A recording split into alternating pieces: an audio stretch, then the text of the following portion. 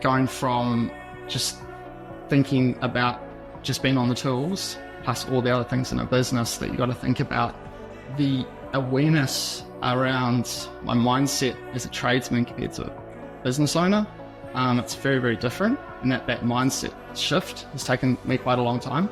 I've slowly had to learn.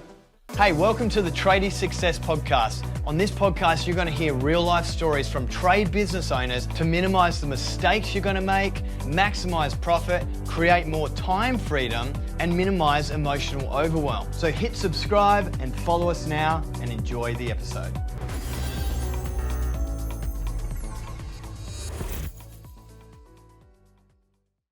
Hey everyone, welcome to the Tradies Success Podcast. Here today with a long-term member, Nathaniel Whitelock from Whitelock Electrical. Man, it's a pleasure to have you on the show.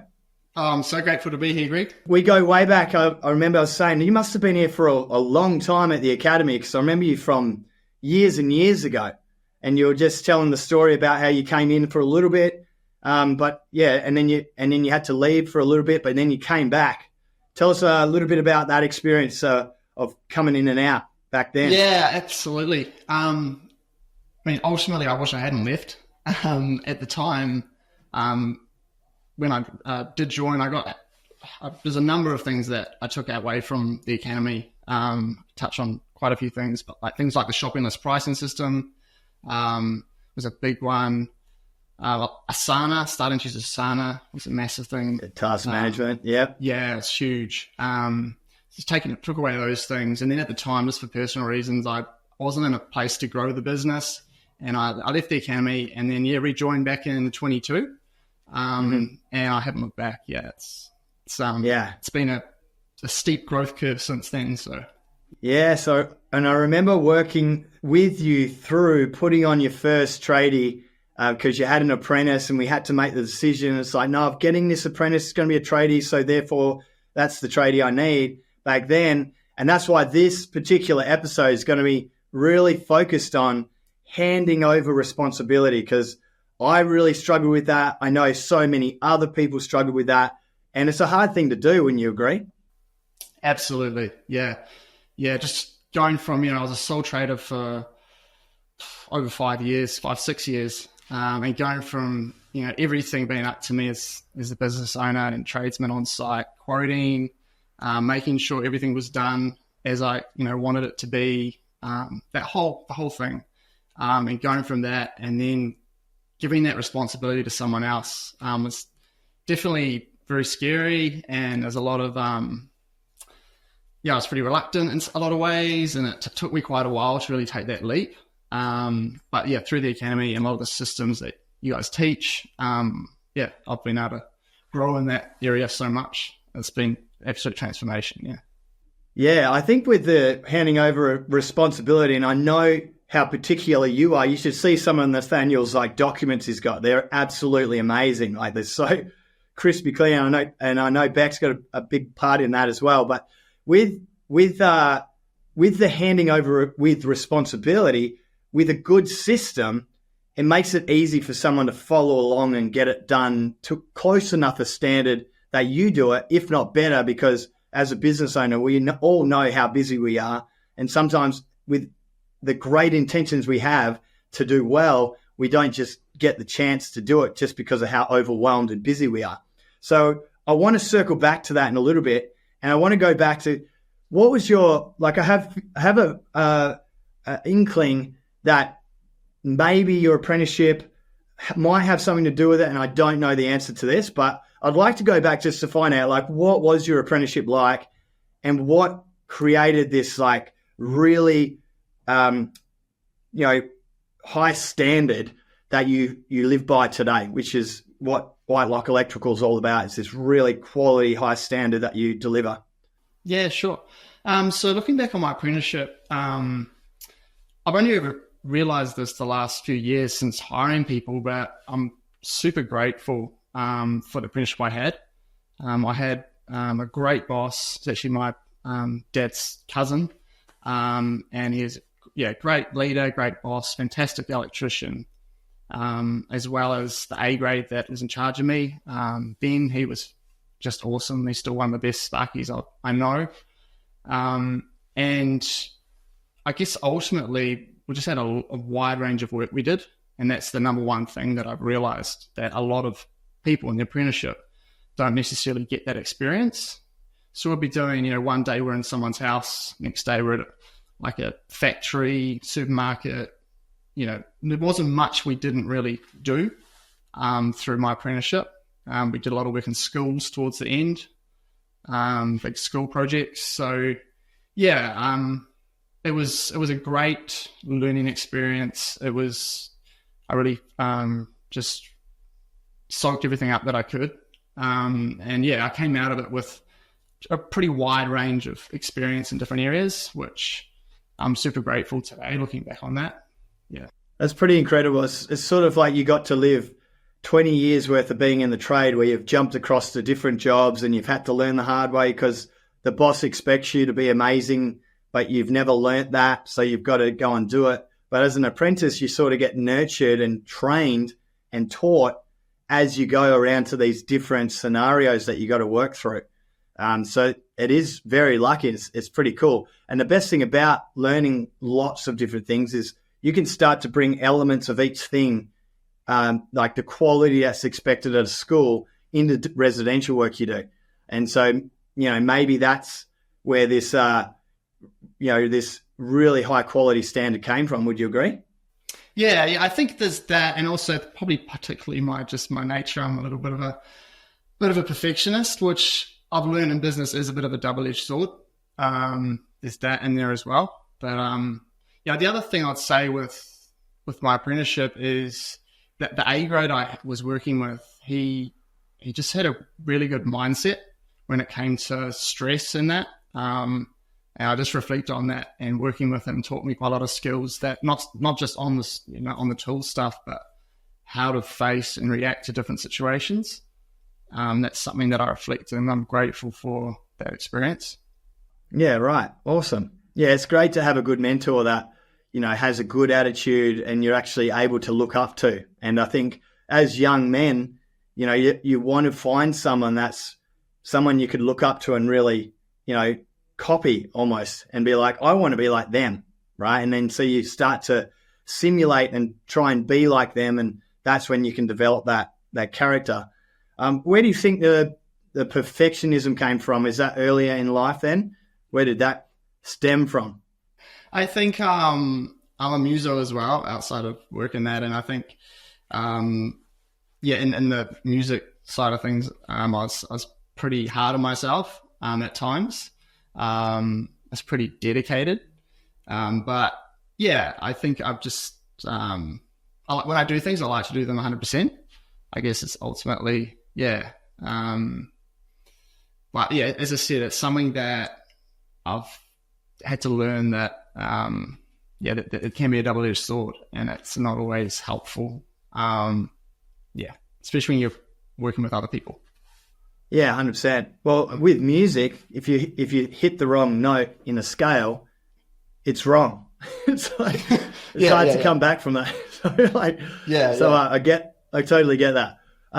So with the perfectionism that you've got now, and obviously moving through your experiences and being a sole trader for so long, can you walk us through what it was like getting into business and setting everything up, and how you really came at it from like, I want to make sure everything's perfect.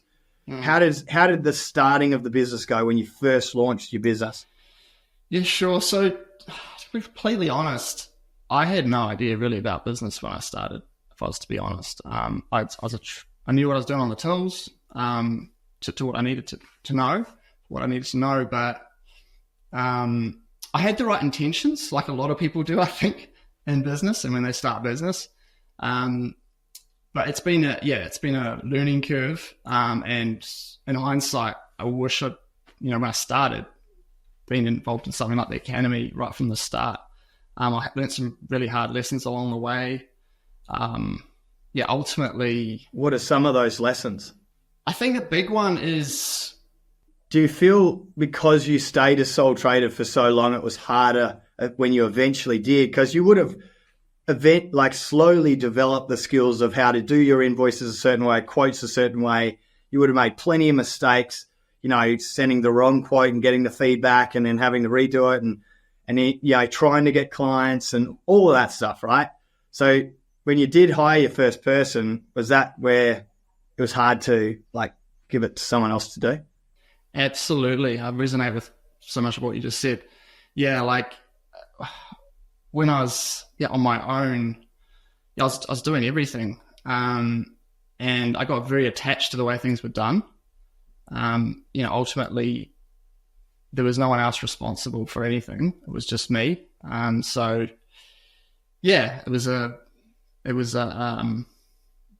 that letting go process.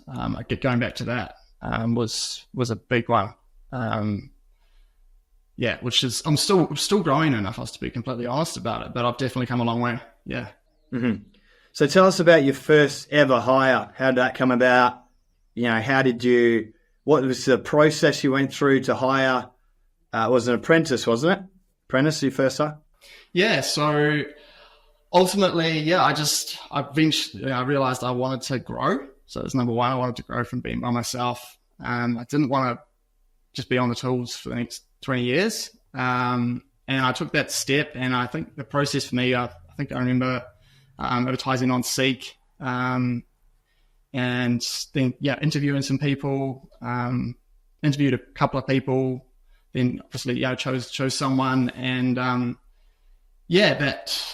year that person was with me I learned a lot, and I grew a lot in that time. And getting back to those systems that you create when you hire, they're an investment. I've realized, once you've done that once, and that the handbook and all those things, once you've done it once, it's easier the next time. And that's what I'm realizing. It just becomes easier. There was lots of learning curves through that time. Just that whole aspect of, I'll go out to quote a job, because the guy I hired, actually, he became a tradesman. He transitioned into a tradesman when he was with me, and just getting to that point where you go out and you talk to the client about everything that's going to be happening, and that you build that rapport with the client, and then at the end of it, or if they want to go ahead with the work, you got to pass on to them, it's not me doing the work. So that's been also a big thing for me, and trying to build that confidence with the client that this person's going to look after you. And so that's been a tricky one. A lot of people feel that, feel that, and I remember I used to feel that, and people still today, and I've lived in Byron Bay, so I'm on the other side of Australia to where response is Greg coming out? It's like, I don't think Greg's going to make it. It's a bit far away. It might cost a little bit too much to get Greg over here. So there's that expectation, but it's being okay with the customer being okay with that. And I get that. And I remember I had to draw a line in the sand because it was crushing me, when I had all these tradies, and then someone just said, I'll go ahead with the job if you do it. And I'm like, man, I can't put any more on my plate. I'm already nearly dying because I'm not sleeping, and I'm overworking, and I'm already stressed, and I already don't have enough work on the schedule for the guys. I totally get that feeling as well. Yeah, because I've been relating to that from existing clients that I've already got a relationship with.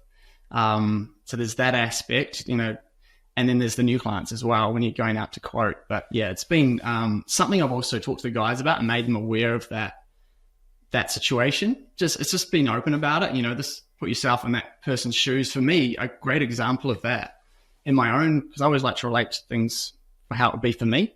I had been going to a barber for 5 years. The same barber cut my hair, and I turned up one day and he wasn't going to cut my hair. He had an apprentice barber cutting my hair. I remember the way I felt when I was sitting in the chair. I was like, oh, okay. And that's just and that's an example of what that would be like for a client that's expecting you to do the work. Yes, such a good example. And so what were some of the things? So you must have hired a fourth year, because you said they transferred over and they were only with you for a year.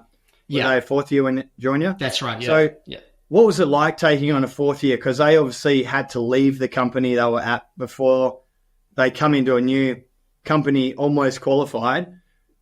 Did they work at the level you thought they would when they started?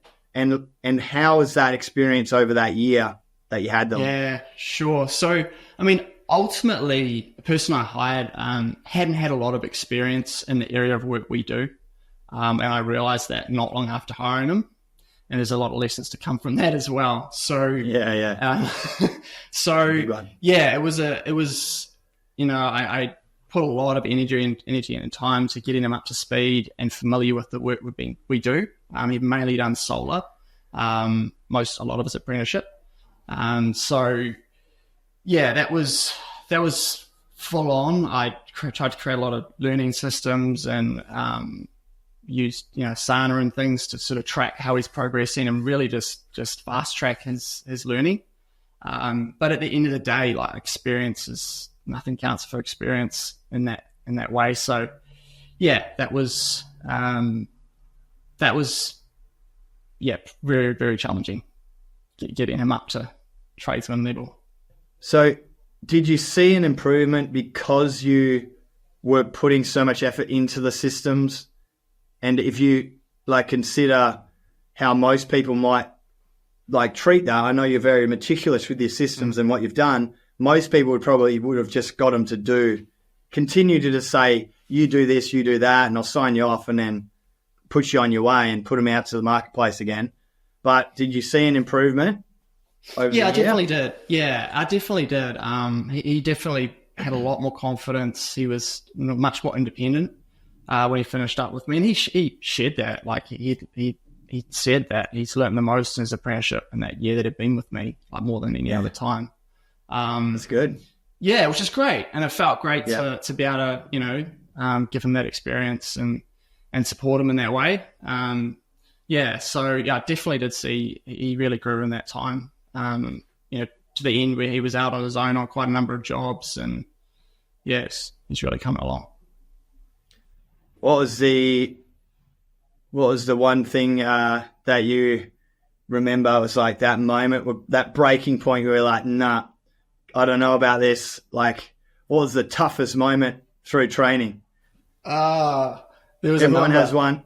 Yeah. Give us one of them. Give us a story. There was a job that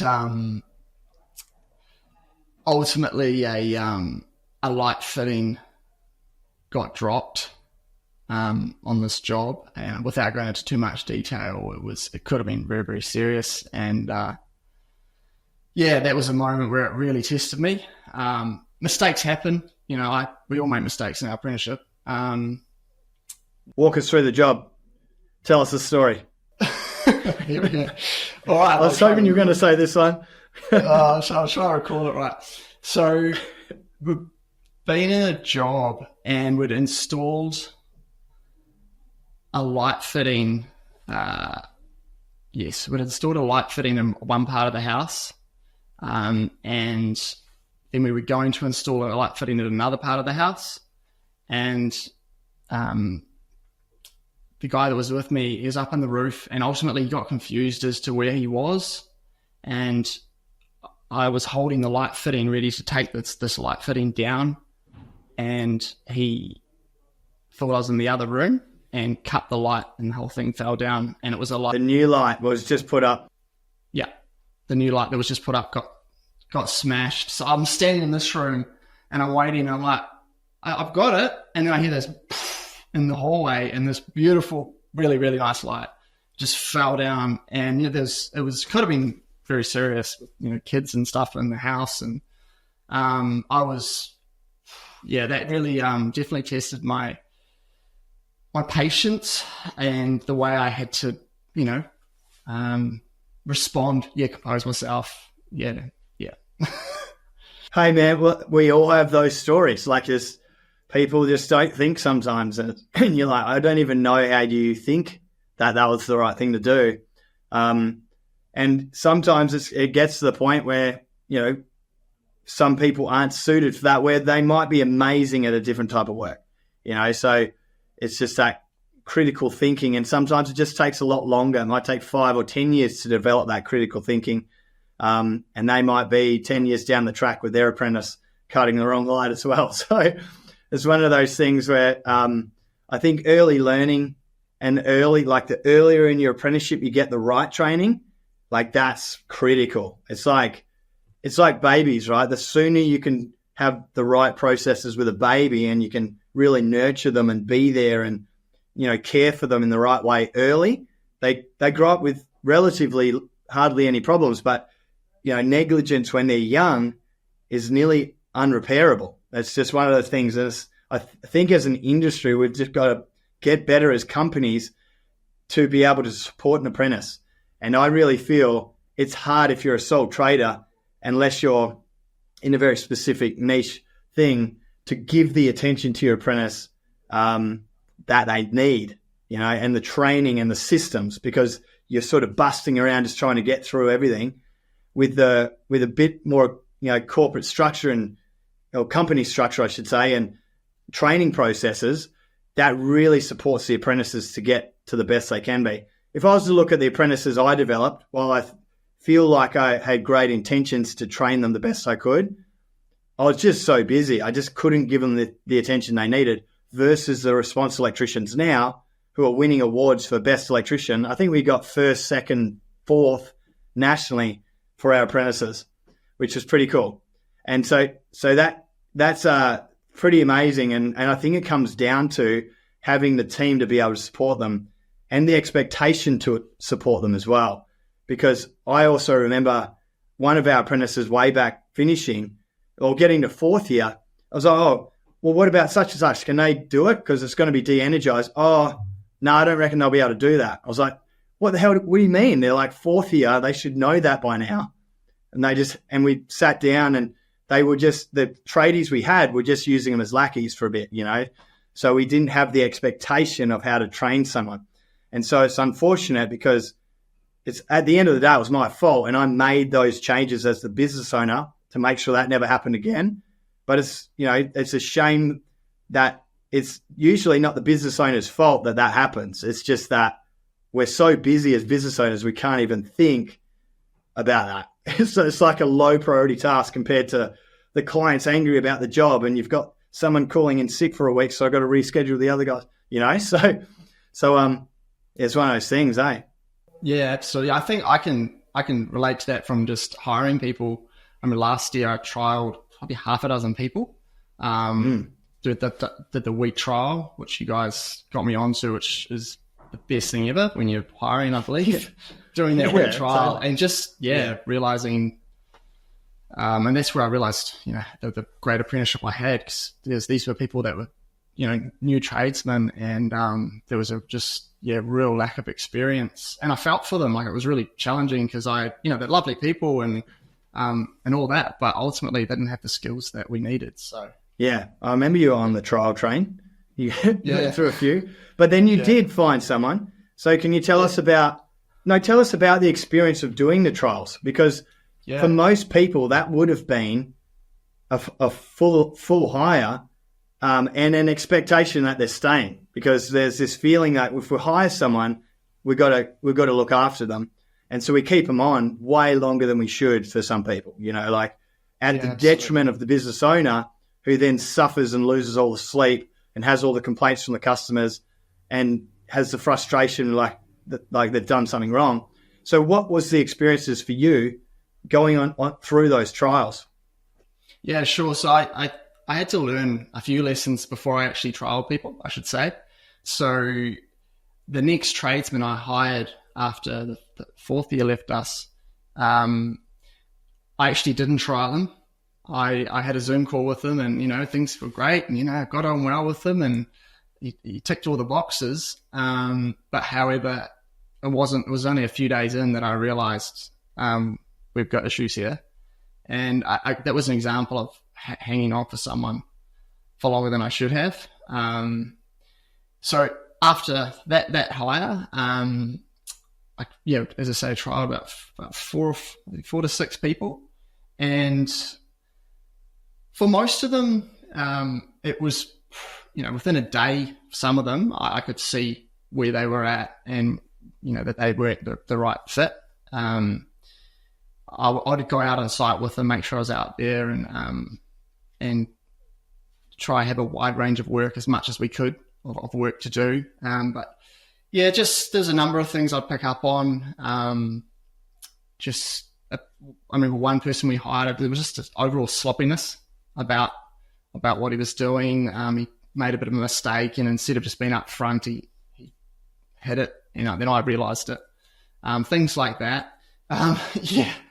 Yeah. So that was. But yeah, it was hard. I'm quite a compassionate person, so I found that process quite challenging. But it was great for me to actually go through that and have someone on, and there's no expectation. It's all very clear that this is a trial, and so going through that and then trialing our gun A grade we've got now, Werner. He was with me for a day, and I just knew after that day working with him, I was like, this is the one. This is the one. Yeah, it was. And yeah, I was dead right. He's brilliant. He's a young guy from the country. And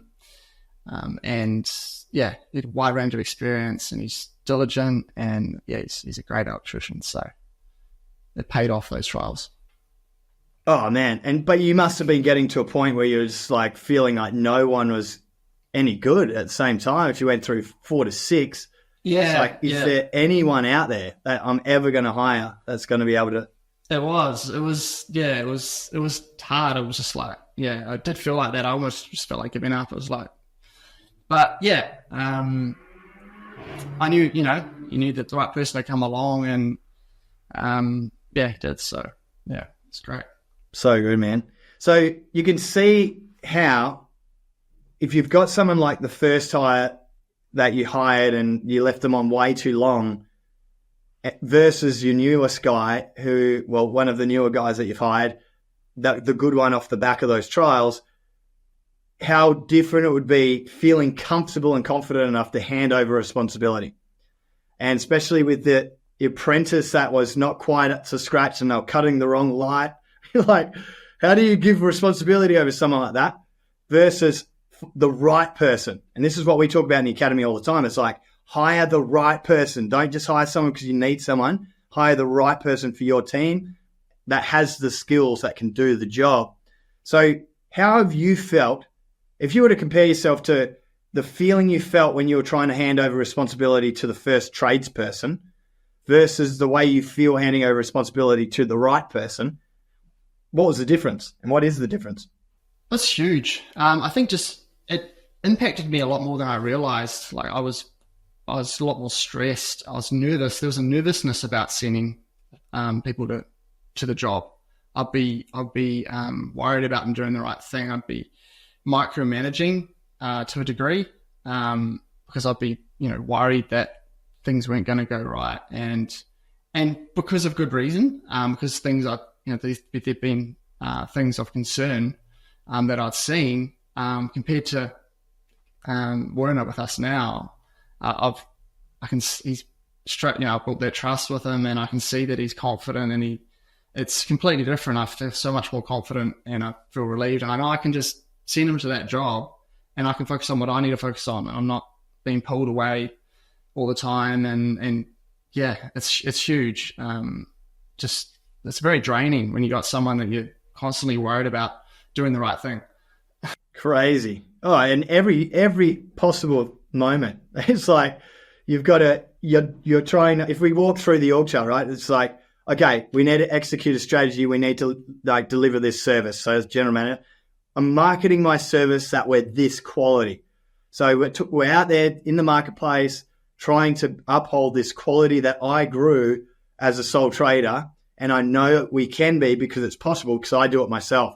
Then you're out there talking to clients and saying, hey, this is what we're going to do for you. We're going to deliver this top-notch service. Everything's going to be awesome. And then you've got to do the quote and you're like, okay, are they going to get it done in that time frame that I've allowed?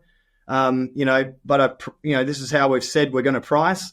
So I've got to send it. and now you're going to send them out to do the job and project manage that. That's a lot of, nervous energy the whole way through that experience, right? Versus when you know the person that's going out and doing the job can deliver that, how much better is it being like selling your business? Absolutely. Experience that as well? Chalk and cheese, yeah, definitely. Yeah, well, you're just so much more confident when you're talking to a client and explain what you're going to do and what's possible. And yeah, it's completely different. Yeah. And that comes through in your body language, and people see through it.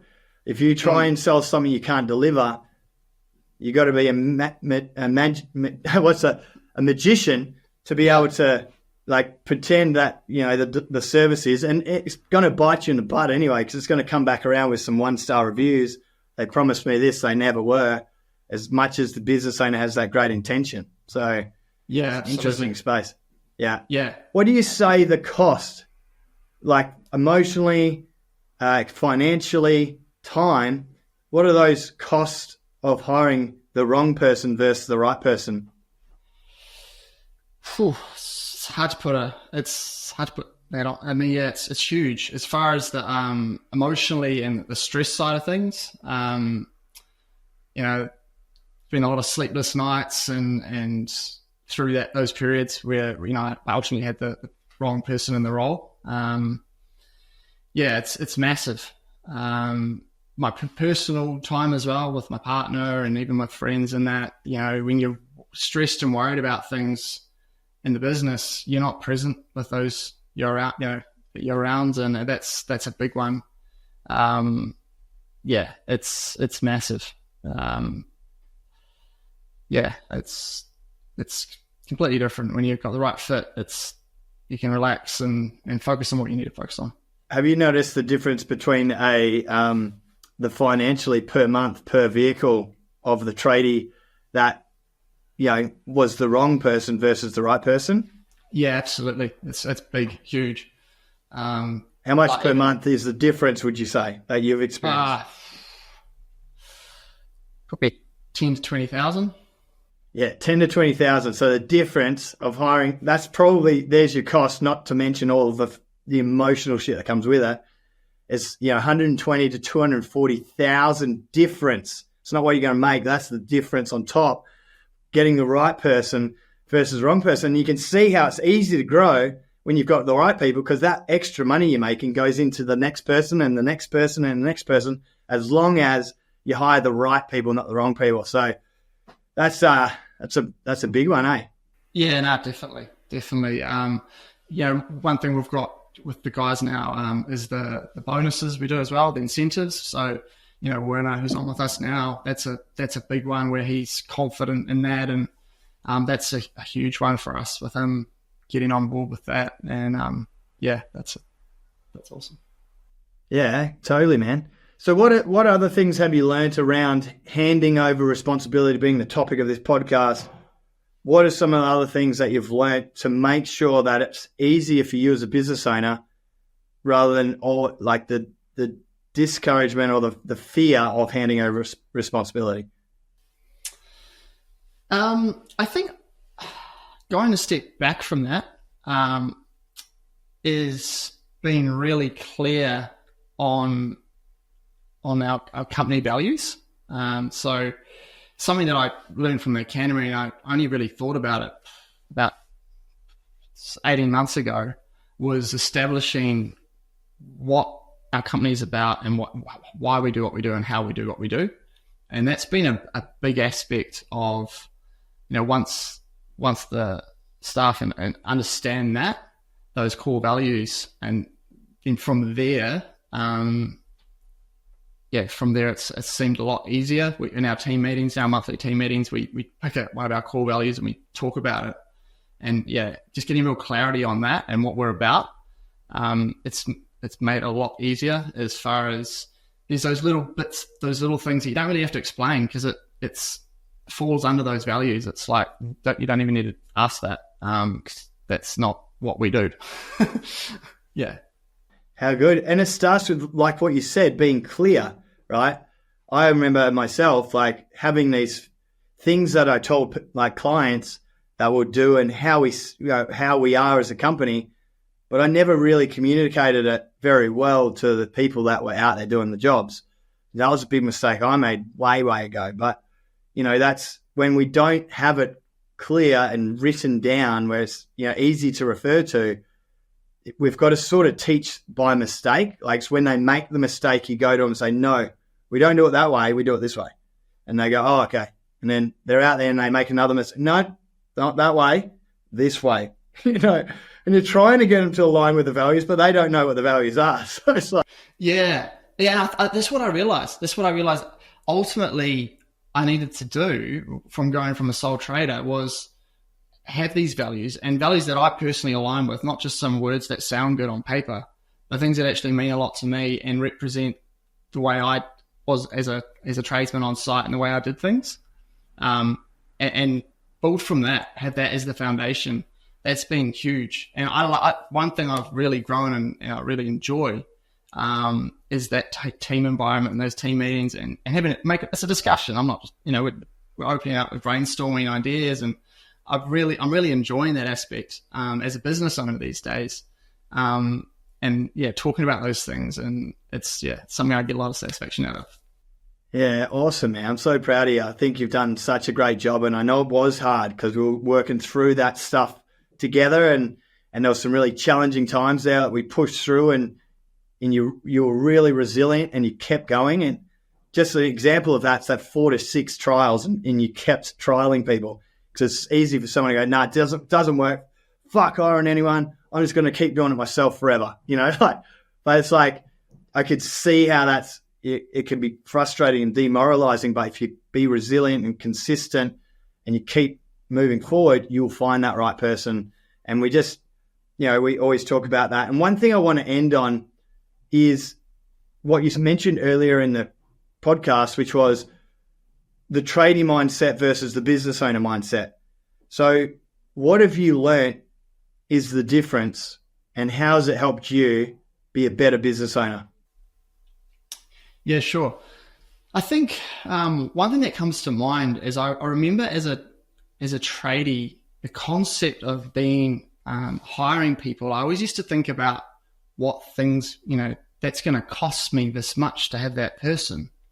But I've shifted that as a business owner, and it's more, what does it cost me not to do that? What not to make that step? It's that mindset shift around that. And when I say cost, I'm not just talking about financial at all. It's all those other things you mentioned, the stress, the sleep, the personal time outside of work, so you're not working 24/7 almost. And just shifting that mindset is a big one. That's one of the big things around that, and also just the value of your own time as the business owner, and realizing where your what your lane is and what you need to be doing, and staying in your lane in regards to those responsibilities. That's been a big one and a big challenge. Something I've really grown recently is that whole aspect of, being quite busy at times, and you get a phone call and someone wants you there that day. And I know that right now I'm working on a quote that I need to get through, so the guys have got work next week or in the next few days. And the old tradesman mindset would have gone, oh yeah, sure, yeah, no worries, I'll jump in the car and I'll come do that. But now I take a step back and I'm going, actually, no, right now that job can wait. And right now the priority is to have have work for the guys and focus on what I'm doing right now. And that's been a challenge, and it still is, but it's, I have to check in with myself at times on that. But that's another aspect of that business owner mindset compared to the tradesman. Just an example in the day-to-day. You appreciate that you going out in the job costs you more than the money you would earn from doing the job yourself. A lot more. Because what that would lead to is, now on Friday, we don't have any jobs. And so they're off the tools for half a day, and that's costing us $4,000. And I went out for this $200, quick fix job that had to get done that day. So it's like, it's incredible when you actually look like that and zoom out and be business owner. And I still find myself needing to do that and zooming out, like you say. It's crazy to think that I used to think like that though, and I think that's the big shift, and the big thing that I've personally gained so much from the academy is awareness around all these aspects that they teach in the academy, because you don't know what you don't know, and those things in the academy are all these they teach you all these things that you're not even aware of. And it's only been through, when actually putting myself out there, learning, and humbling myself to go, okay, yeah, I'm an electrician. I've learned how to, do work on the tools, but there's so much I don't know when it comes to running a business. And that's where the academy's been amazing and so valuable. Yeah. Well, you came out to a strategy day, and I can't wait for you to get to what your goal was, and to be back playing music again, and really, vibing with that time, getting the time back so you can actually, do your music consistently, like you said, and be dedicated towards that. So you can have best of both worlds. You can have your business and your music. And I'm pumped to see you make that a reality. Won't be too long. Yeah, no, I can't wait. I'm excited. Thanks for joining us, man. This has been a great chat. Thanks, Greg. Thank you. Thanks, everyone. Hey guys, it's Greg here. Thanks for listening to the podcast. For me, growing my trade business was extremely hard. It cost me millions of dollars, so much time trying to figure out what was the right way to do business, and emotionally feeling like I'm letting myself, my partner, and my family down by not knowing how to run my business properly. But I kept working hard and overcame those challenges and created systems and solutions that minimize those mistakes for myself and my team as we grew. Now, Response Electricians, go and Google it. We've got over 1,700 reviews on Google. We've won awards like Electrician of the Year and Service Business of the Year, both state and nationally. I sat on the National Board of Directors for Master Electricians Australia for 2 years, created a real solid awareness of the industry and the construction industry and the challenges you face. And the business runs autonomously over in Perth while I live my life working on the academy in Byron Bay. And I help people like you create freedom from your business as well. Now, having coached and trained thousands of trade business owners, we've developed the Freedom Fighters program. It's a guided pathway in a hybrid training and coaching system that provides you with the right information and steps to take to create freedom, not in years, but now. You can actually create more freedom from your business sooner than you think. So click the link and have a free strategy session with one of our academy experts to fully understand how you can create more time freedom from your trade business, generating more profit, better culture, and more growth in less time.